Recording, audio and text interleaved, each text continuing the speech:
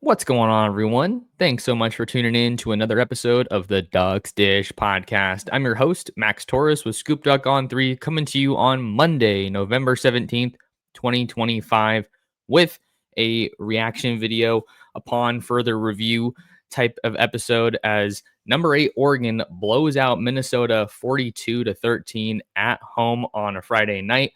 They get their 9th win of the year, setting the stage for a huge rivalry clash with the USC Trojans on Saturday afternoon. College game day is going to be in attendance, and it's going to be a big game. Talking about all that and more with Justin Hopkins. But before that, this episode is brought to you by the Derman Law Firm PC. Attorney Jacob Y. Derman is a car accident lawyer who fights against the insurance companies for injured Oregonians. If you've been in a motor vehicle accident, call or text Jacob directly at 541-241-6470. That's 541-241-6470. Jacob was born in Medford, raised in Bend, went to college here in Eugene, and now takes cases across every county in Oregon. And he's a diehard Ducks fan. He hasn't missed a single game in person, home or away, every season. Not rolling solo. I am joined on this episode of the podcast by Scoop Duck owner and publisher Justin Hopkins. J-Hop, how are you? Good, man. It's obviously it's Monday as we're recording this, so it makes it really weird because it was a Friday game. It feels like Oregon played a week ago, but it's really only been one extra day. But that's kind of how it feels because it was Friday. Then we had all the exciting games Saturday, and then obviously now everybody's amped to talk about USC, which I don't blame them. It's going to be a big week in Eugene and a big week in the sport of college football. Every game in November means infinitely more, it feels like, with the way that the sport is going, and obviously with all the college football playoff talk. That is kind of the talk of the sport right now. And we're talking about all of that over on scoopduck.com. Great time to get you a membership. Get yourself a membership. Get yourself started. $1 is all it takes. And you get a complimentary year of access to The Athletic. We just recently added Greg Biggins to the Rivals recruiting team, and it's a huge week for Oregon football recruiting. So not only will Justin and I be covering recruiting, you'll have Greg Biggins, Steve Wiltfong, Chad Simmons, Sam Spiegelman, Adam Gorney. You're not going to find a better collection of talent than that. So definitely want to make sure we started off with a little plug for what we got going right now. Yeah, no, I mean, you covered it well. Like I said, I'm really happy with our product. I mean, the podcast that we're doing here today, or that you do generally, most days is one thing, but ultimately what pays our bills, allows you to do that podcast, is subscribing to the site, supporting our work, joining the community, and really just enjoying talking about Ducks all day, every day. That's what we do over on Scoop Duck and here on the Ducks Dish podcast, and we love doing it. So definitely check us out. All right, Justin, let's hop into this game. It was a Friday night game. I was at the Sierra Canyon playoff game. That was a monsoon of a game. We were just talking about how it rained in the Wisconsin game. It was raining in Southern California on Friday, but I was, keeping up with the game on my phone. This was a commanding win for the Ducks, 42-13. Great run game and great pass game. Maybe the best game of Dante Moore's career, quarterback in the Oregon offense. Well, yeah, yes. To answer that, yes. But I guess what my thought was that I originally wanted to say is I felt like in this particular game, Dante Moore and Will Stein were in sync with one another. And at times I have not felt that that's been the case. And I think Will Stein deserves a lot of credit for this game. He's taken some criticism at times, and I do think the criticism has been fair at some of the times. But I mean, overall, Will Stein is one of the best coordinators in the country. I'm not taking anything away from him. I thought Friday night's game was just, he had the defense guessing the whole time. I think that allowed Dante Moore to just be more relaxed and comfortable. I think he called plays that were very well suited for his game. I don't think that you necessarily want to scheme up a bunch of multi-read passing plays for Dante Moore. That seems to kind of slow him down and confuse him just enough. And it felt like most of the game Friday night was, simple 1-2 reads, a lot of pre-diagnosed looks that ended up being there. So I just love the way they did run the game, run the ball. And I think that, at times Oregon has gotten away from that. I think that's their bread and butter. Jordan Davidson, again, another great performance. Noah Whittington, possibly one of his best performances as a Duck. And I just think that Oregon can win these next two games against USC and Washington if they continue to run the offense in that manner. I think sticking to the ground game, getting your 4, 5, 6 yards early, setting you up for third down and short or shorter, really keeps everything in play there. And this team is balanced offensively. They can pass the ball. They have receivers that even among the injuries, they still have receivers. They have tight ends and they have capable running backs. And I think that, when Oregon doesn't force themselves to be one-dimensional is when they're really able to attack. And I think we saw that on full display Friday night against Minnesota. The balance was definitely an encouraging sign. That's kind of been what Oregon's gone for the whole year. I think you have teams in the sport that are, maybe more run heavy or pass heavy, but I think at the end of the day, every offensive coordinator wants to have some kind of balance so that you can keep a defense on their toes. And given that Oregon is so shorthanded at wide receiver, no DeCorian Moore, no Gary Bryant Jr. in this game, second straight game that we had those circumstances. I mean, Gary Bryant played in the Iowa game, but he caught one pass and then he got hurt. So he was basically, out for the whole game. So given that Oregon was so limited at receiver, it was really encouraging to see the Ducks have north of 300 passing yards. Dante Moore, 27 for 30, 306 yards and 2 touchdowns. He was only sacked once. And we really saw the Ducks get creative on offense with their skill players. Kenyon Sadiq had probably his best game. He got 8 targets and he caught every one of them for 96 yards and a touchdown. If he got maybe 2 yards farther up the field, he might have had 2 touchdowns on the day. But the Ducks really, I think, leaned into his athleticism and almost used him as a de facto wide receiver at times. And then you also had Jeremiah McClellan, who had a phenomenal touchdown grab where he was able to just get his toes in ever so slightly. That was super good to see, especially as he continues to develop in his second year in the program. And Jamari Johnson, 4 catches for 57 yards on 5 targets. So there's still enough weapons for the Ducks to move forward and keep this thing churning. But you definitely hope, kind of along with Oregon peaking at the right time, you also want to see them get healthy at the right time. Yeah, I'll get back to that point, to the right time peaking thing. But I mean, I think if you look at Oregon, and the way Jamari Johnson's come along, I don't know that there's a better tight end tandem out there in the country with him and a healthy Kenyon Sadiq. I think it's clear that Kenyon Sadiq hasn't been 100% all season. There have been some concerns about his ability to create separation. And I think that was because of a lingering ankle issue that he's been trying to battle through. Obviously, he missed a couple weeks ago. But I do think that, maybe he's starting to get healthy at the right time, maybe between the bye week and missing the game. He's been able to kind of rest up and get fully 100%. It certainly looked like it on Friday night. He was just out there making some incredible catches. And I think that allowed Oregon to kind of dig into that 12 personnel a little bit more than they've done most of this season. And I think that's when they're deadly, because not only do you have, you're a little bit thin at wide receiver, although J-Mac has definitely stepped up. Malik Benson has stepped up. Both those guys have made some plays. I think it's pretty hard to argue that Oregon isn't better with Jamari Johnson and Kenyon Sadiq out there. That puts a ton of pressure on a defense, because obviously you can't guard those guys in the same way that you're guarding receivers or even a slot guy. Not to mention that gives you that second element of the run game, because those guys are more than likely going to be tucked in on the line of scrimmage there and could be just used as added blockers. So, if that's a key to Oregon's success moving forward, I'm a big fan of it, because I think those guys should be counted on and used more. And like you said, if what we saw Friday night, is Oregon starting to maybe turn the corner and peak a little bit more at the right time, that's been a big discussion in college football as a whole, because I think you start to look at Georgia and what they're doing down there and kind of coming along and peaking at the right time. You almost maybe start to look at Oklahoma, and it's like, okay, is Oklahoma, maybe turning the corner and starting to peak at the right time? Obviously a huge win over Alabama. And, that's what it takes. If Oregon's going to make the postseason, which we both hope they will and think they will, but if you're going to get into that postseason and do something like Ohio State did, they were clearly playing their best ball of the year in the postseason last year. And if you're Oregon, you're hoping that you're, firing on all cylinders, if you will, when the playoffs roll around. And one reason I think we can expect that, or at least say that Oregon is on that track, is because they started fast against Minnesota. That has not necessarily been a strength for them this year.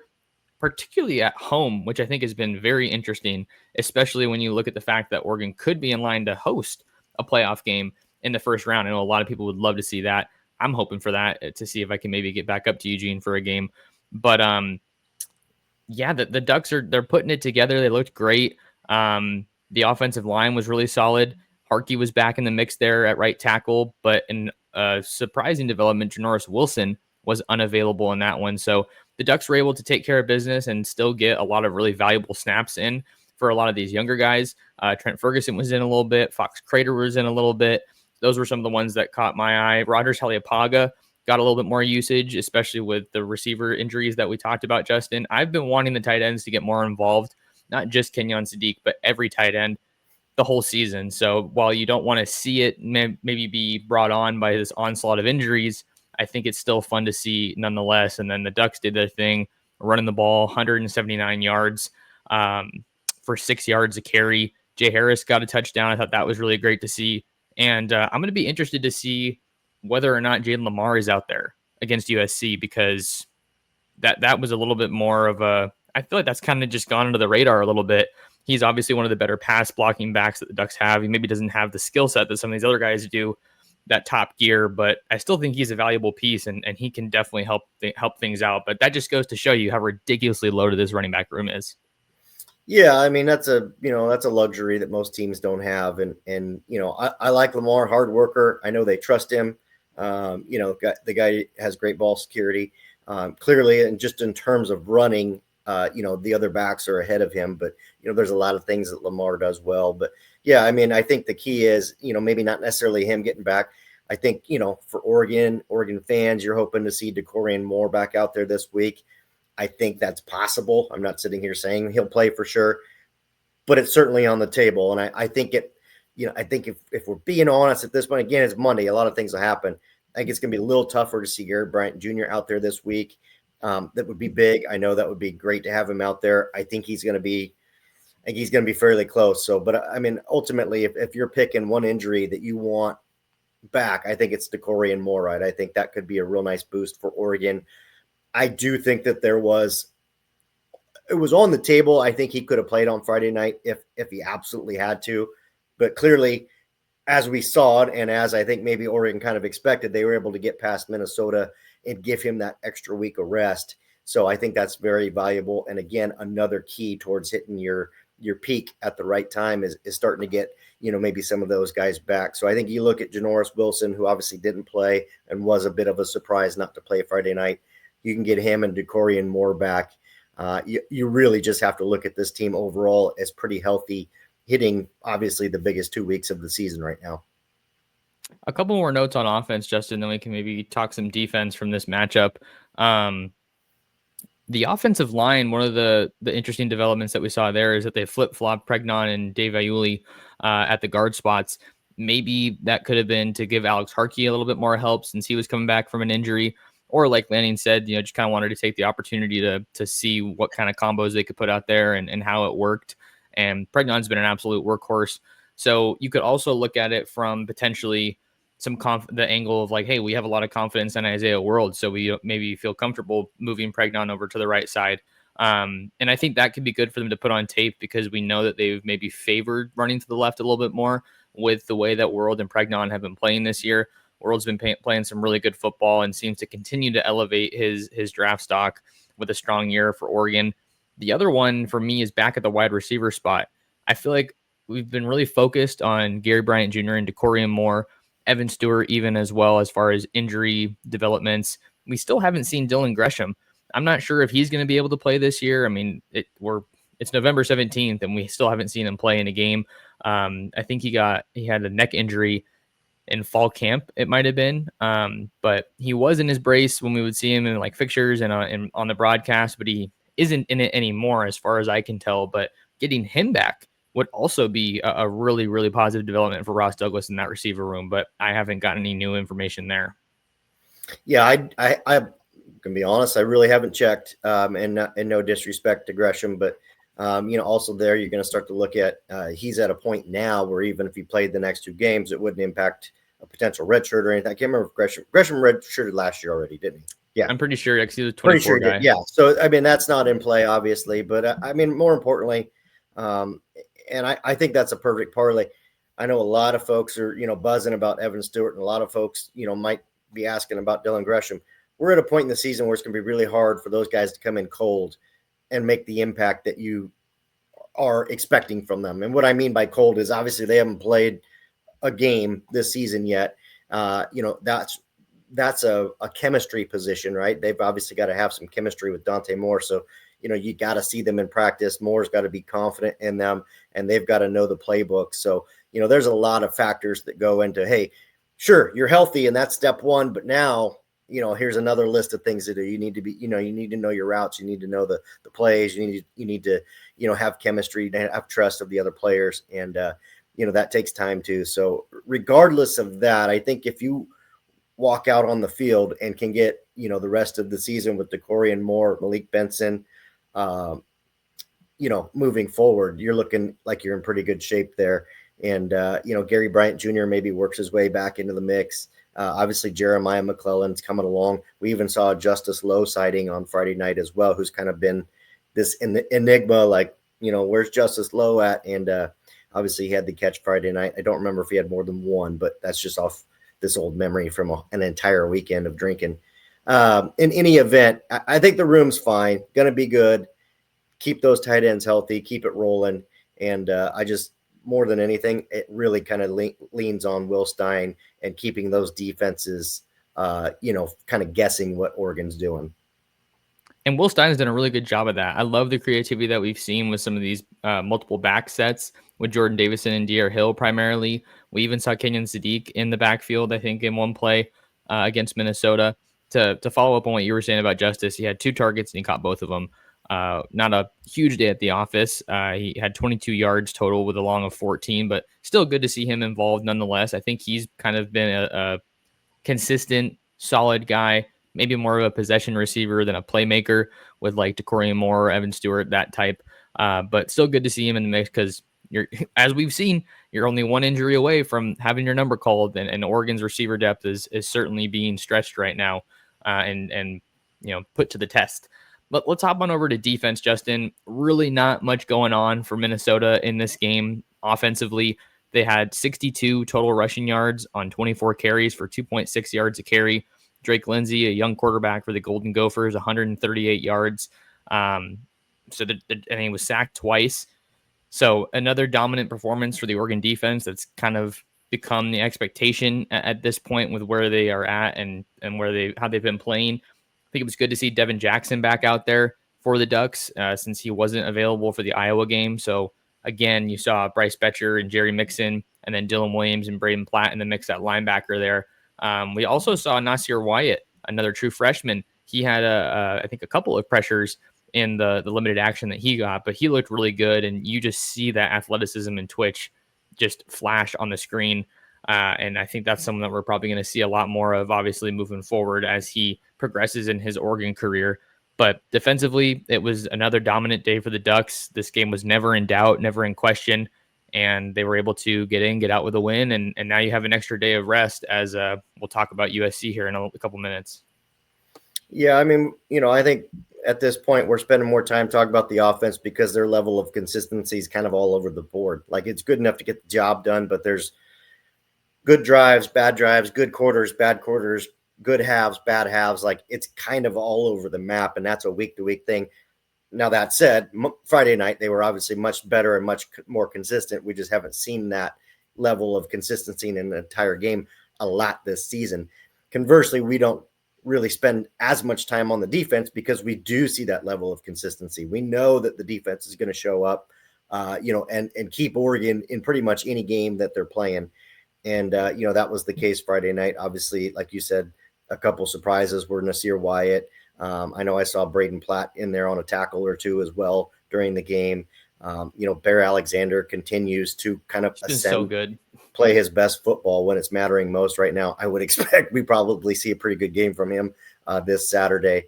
And, so yeah, I mean, in terms of defense, really the only, questions or holes that are in that defense are, kind of the miscommunications, if you will, that seem to come up at safety. and, allow some guys to get behind them at certain points. I'm not blaming anyone specifically. It could be Thieneman, could be Flowers, could be Kennedy. I don't know the calls, so I don't know who made the mistake, but at times there seems to be miscommunications back there, and that's what seems to lead to some bigger plays of opponents. But otherwise, that's just nitpicking on the defense. They do a good job. They do a great job of stopping the run. They do a good enough job of getting out of the pass, getting after the passer. And like you said, seeing Nasir White out there with that pure speed that he has was just kind of yet another nice wrinkle to the defense and another name that, maybe we need to watch a little bit more moving forward. That edge room is really talented in Eugene, and the Ducks have one more home game this year. We know, of course, that one is against USC. Maybe two more home games. We'll have to see. But wanted to ask Duck fans, are you going to an Oregon game this season? If you are, the Oakway Lifestyle Center at the corner of Oakway and Coburg is the destination for Duck fans. Whatever you're looking for, they've got it all. Get a bite to eat at Center River Brewing or PF Chang's. Check out shops like Lululemon and Nordstrom Rack. Need a place to stay? Book your lodging at the Hyatt Place at Oakway Center and visit their rooftop bar. The Oakway Lifestyle Center is walking distance from Autzen Stadium, has something for everybody, and is a great post-game place to celebrate another Duck victory. Max Torres and Justin Hopkins of Scoop Duck on 3 back with you on the Ducks Dish podcast here on a Monday afternoon. Justin, we got another big game to talk about this week. You got the USC Trojans heading to Eugene. College game day is going to be on campus for the second time this season. Oregon would love to get back in the win column after hosting Indiana for college game day, and obviously that's their only loss on the year. But we can kind of just get into some of our early thoughts on this matchup. I mean, USC was able to beat Iowa at home in the rain on Saturday, 26-21. But a couple of the numbers that stick out to me, Iowa rushing 183 yards and 5.5 yards a carry. And then USC's rushing attack, 106 yards for 3.4 yards a carry. USC has not been great against the run all year, and that has clearly proven to be one of Oregon's strengths. So if Oregon can run the ball on USC, I don't think they should have a huge issue here.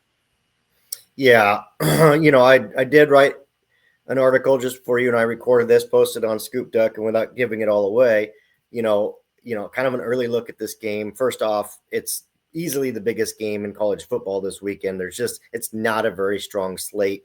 So when folks kind of wonder, why would ESPN Game Day go back to, Oregon for a second time this year? I just look at the slate of games, and, there's very little excitement in the SEC. ACC's got like some sort of a 6-way battle for somebody to actually win that conference, even though it's a terrible conference of football. I guess Miami included at this point. So just really, you look at the way USC has. Here's the thing: in football, there's trends, right? Your team's trending up, it's trending down. I think it's fair to say USC is trending up. I mean, they are improved. They are improved at the line of scrimmage. I don't dare say they're great. They're not as good as Oregon. That's not what I'm saying, but they're better than they've been, and they've been abysmally bad. So if you don't recognize that, I just don't think you're being fair. I do think, and I wrote as much, Iowa gave them the game. Like Iowa was running the ball, moving the ball, and for whatever reason, their offensive coordinator decided to get smart and show us that Gronowski's incapable of throwing the football when they were literally gashing USC on the ground for 5 yards a clip anytime they wanted to. And really confusing to me why that would be the case, especially what they were up 21-10, I think, at half, something along those. They were beating USC pretty good at half. Yeah, 21-10. 21. Yeah, I mean, all you had to do was stick to your brand of football the rest of the game, and you probably win the game, and they didn't. And it was in the rain. And, yeah, so anyways, credit USC, though. That's a big win. I don't want to take it away from USC. Mekhi Lemon is an absolute stud. He's going to be a huge test for this Oregon secondary this week. And when I say that, Jacoby Lane, who's been injured but coming back, he's a really good Robin to that Batman. So that's a really good 1-2 punch at receiver. And, I mean, I think the key to the game there, I think, like you said, Oregon should be able to run the ball on USC, and I think that's a good thing. Oregon should be able to be balanced, should be able to move the ball, retain possession, take the air out of the football. Conversely, though, Oregon's going to have to really hone in on those receivers. Obviously, Lake McCree, another factor as a tight end there for USC. They do pass the ball And it's not like you can just pin your ears back and go get after Jaden Maiava. He's a good runner. The guy can move out of the pocket and is somewhat comfortable, throwing on the run. So good test for this Oregon defense, which is, like we just talked about, been very, just been consistent and been really good. I think they can take away the run, but it doesn't mean that USC still can't beat you because they can really chuck that ball around. USC's always had skill talent, and that's what makes it such a fun matchup for Oregon. I think that you kind of laid it out. This is the biggest test, I think, to this point for the Oregon secondary. And even though they're really young, I feel like we're at a point in the season where we've seen enough, Justin, that we could say the upside of the Oregon secondary, or potential even for years to come, and the rest of this season is probably the highest it's ever been. If you look back at the beginning of the season or even the offseason, the secondary was a huge question mark. And now I think that Chris Hampton, Rashad Wadood, Tosh Lapoy, Dan Lanning, like they have this group playing some tremendous football. And at the point where, as an Oregon fan, you have to be confident in what they're going to be able to do because of what we've seen this year. And it's the perfect example of if you're good enough, you're old enough.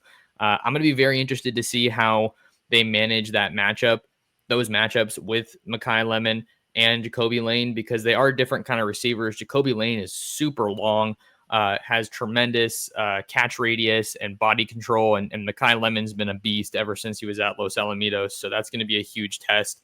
I wonder if they try to just have one corner stay with one receiver the whole game, or if they maybe try to bounce them around.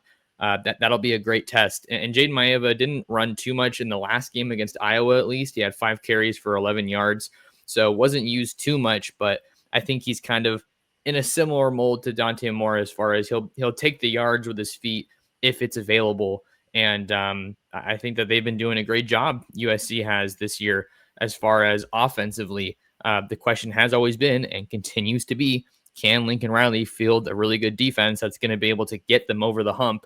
And that's exactly what Oregon presents here. The playoff stakes for this one are huge. USC already has 2 losses on the year, so a loss would all but eliminate them from playoff contention, but Oregon only has 1 loss on the year. So given the way that things have kind of unfolded, I don't think Washington is ranked anymore. We'll get new rankings probably tomorrow, I think it is, or today. But that loss to Wisconsin obviously hurt them. So that kind of hurts Oregon's resume if they're able to get a win over the Huskies next weekend. But this is a huge game and obviously a big one for the playoff picture. Yeah, that Washington game really sets up as a lose-lose for Oregon situation. And what I mean by that is obviously you need to win. A 2-loss Oregon team just becomes very intriguing. Of course, there's a number of other factors that could happen, but obviously we're looking at, we're kind of looking at at least the initial AP coaches poll type rankings that came out. And really, nobody dropped Alabama all that much, even though they lost to Oklahoma. And in fact, in some cases, they've continued to stay ahead of Oregon. Those are those rankings. Those are not the college football playoff rankings, which are the ones that matter. It becomes an interesting case study. If Oregon were to lose to USC, God forbid, you're obviously going to move USC up, which becomes a very, I guess, quality loss for Oregon. Becomes interesting. And what I mean by lose-lose, when the Washington game, they're not ranked. If they win this weekend, I don't think they'll be ranked. If so, barely inside the top 25. They really don't have a ton to play for in that last game, other than they're going to make Oregon their Super Bowl, right? Nothing else will have mattered prior to that, as long as they beat Oregon. So that becomes a very dangerous game for the Ducks. So anyways, and then you need to win it if you're Oregon. So we'll see. It's going to be an interesting couple of weeks. This weekend was already pretty fruitful. And again, there's not a lot of marquee games this weekend. So I guess that's kind of a good thing for Oregon, in the fact that, regardless of Oregon's outcome, which we know matters, there's not really like a good team playing another highly ranked team that can move up.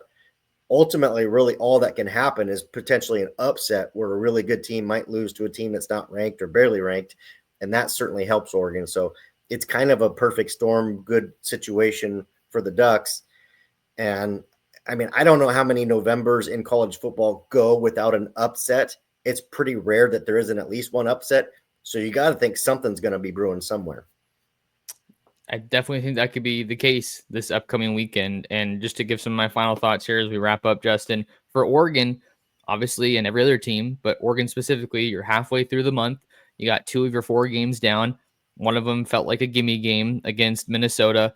Not that it was like a 100% going to be a blowout, but we know that Minnesota isn't on the same level as Oregon, and they have some good players. So you had to show up and take care of business. You passed what I think maybe you would say is your hardest test of the month at the start of the month in Iowa without some of your best players. That's got to give you confidence. But we know a road trip to Washington, it's like all bets are off. It's a huge rivalry. Who knows if the elements are going to be cooperating? But Oregon's played in those games, so that has to give you a little bit of confidence. They've done it. And then the USC game, you're got to be happy that it's in Eugene. I don't think that to this point the Coliseum has been a hostile environment. I think it's gotten better. USC fans clearly didn't want to come out in the rain this past weekend, but as the team product has improved, we've seen a better turnout at the Coliseum unless it's raining. So I think Autzen going to be a big advantage for Oregon this weekend. And some of the tests that they've already passed this month, especially as it goes with injuries and the rhythm that the offense is getting in, certainly has to make you feel good about this one. I saw someone post about this on our boards. I think it was like Oregon fans need to thank USC because they've been a fundamental piece of the trenches with both Emmanuel Pregnon and Barry Alexander having played at USC. Yeah, no, I mean, again, you kind of wrapped up your final thoughts, which are my final thoughts. I think more than anything, my biggest takeaway, you got out of Iowa with the win. That was going to be a tough one. You knew it. And I think my favorite part about the Minnesota game is that Oregon started strong. It was pretty clear from the first whistle this thing was going to be done with. And so I think that's a great, motivator and maybe a lesson for Dan Lanning for this week. Like, hey, let's come out and hit USC right in the mouth from the first whistle and never look back. And so I think that's my favorite thing about the Minnesota game was just how fast, Oregon got started and never looked back. So hopefully they can do that again this weekend. We'll have to see, and we'll have you guys covered every step of the way over on scoopduck.com. Come and join us, engage with our awesome message board community. Nothing but rational thoughts and takes in our gamers, which are so much fun to be a part of. I'm laughing a little bit, but they are fun to be a part of.